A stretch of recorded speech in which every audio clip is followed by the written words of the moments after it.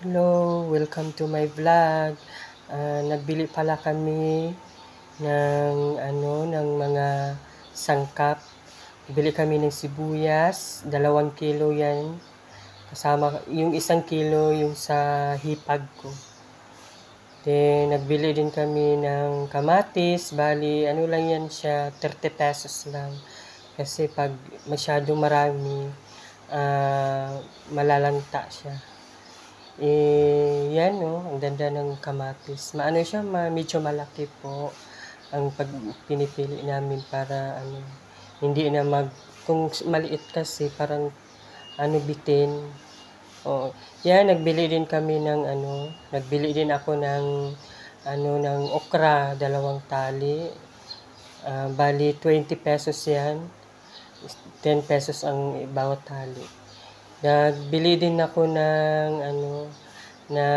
kalabasa na slice. 20 pesos yung bawat slice. 2 slice yung binili ko. Orange.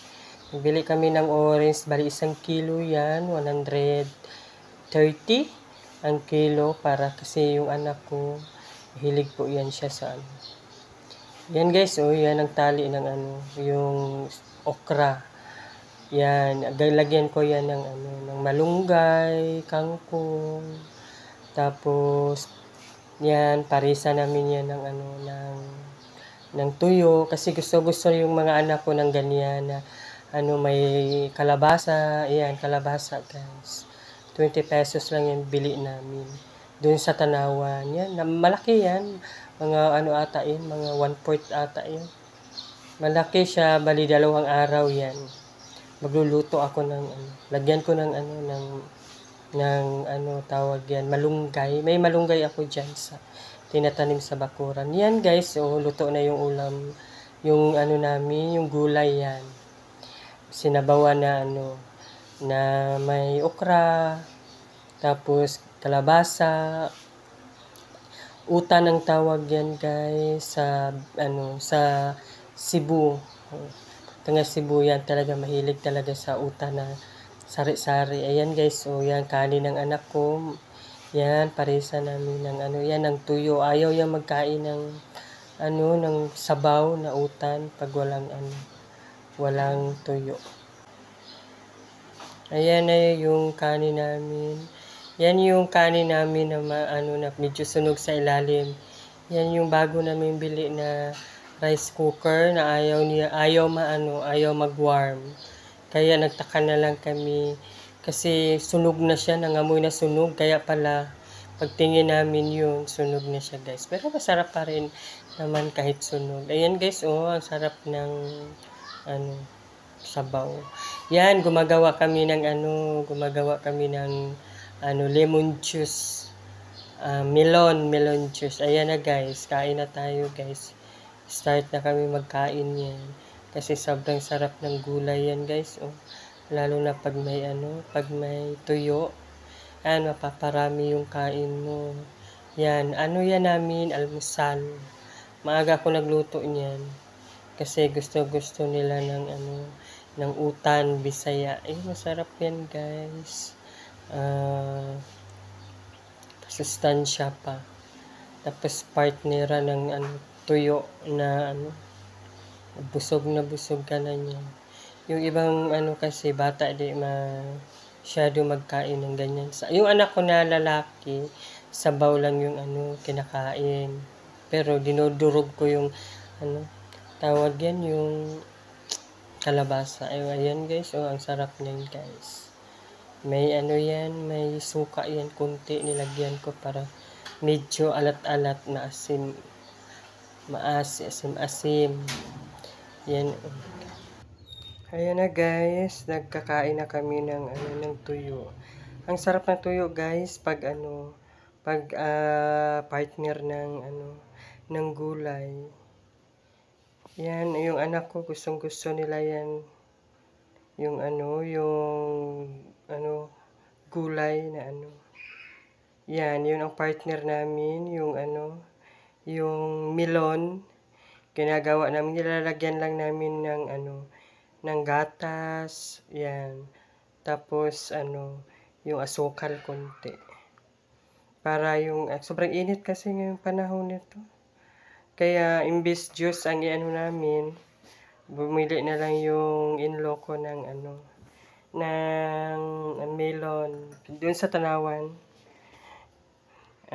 Mura lang naman ang isang piraso, nasa 80 po.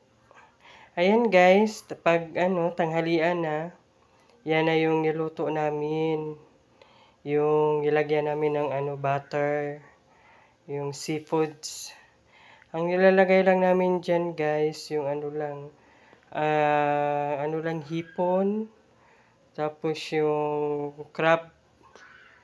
Yun lang, tapos simple lang luto niyan guys, para yung pampalasa lang kasi yan ang gusto ng yung mga anak ko na na ulam na yung lagyan ng chili flakes. Gusto nila yung yung maanghang.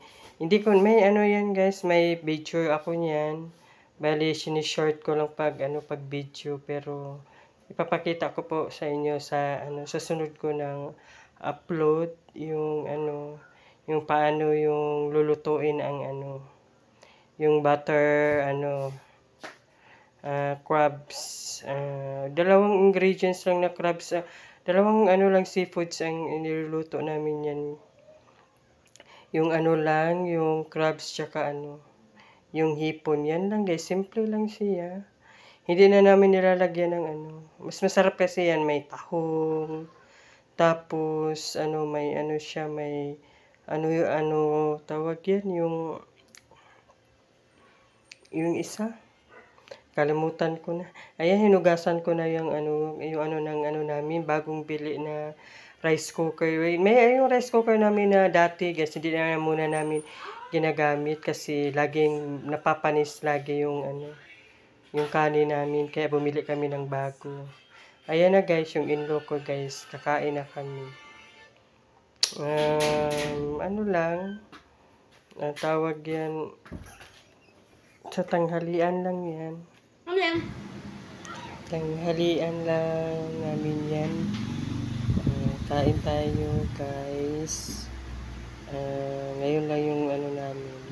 Kain kasi kakaluto lang yung niluto yung in-law ko na seafoods.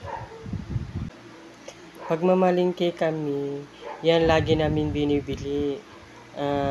Tawag yan, crabs, tapos pasayan.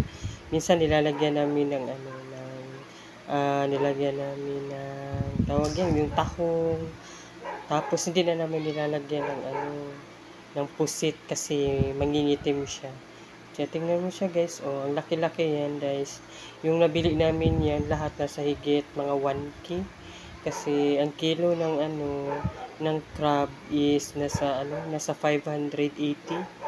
Tapos yung pasayan, yung niya, yung isang kilo niya nasa higit 520. Kaya yung sa isang kilo namin, yun lang ang namin niluluto hanggang na yan guys, buong araw na yan namin na ulam. Kasi yun ang laging request ng mga anak ko pag pumupunta kami ng ng palengke. Yun ang lagi nilang pinapabili, lalo na yung anak ko na babae. Yan, gustong gusto niya yan guys, yung buttered seafoods. Yan ang laging binibili namin ng tita niya. Tapos masarap siya guys kasi siya, may siya, yung may powder na na chili powder, medyo siya, matamis-tamis. Medyo matamis-tamis siya guys. Hanggang dito na lang po sa panonood. Hanggang sa sunod na aking vlog. Salamat.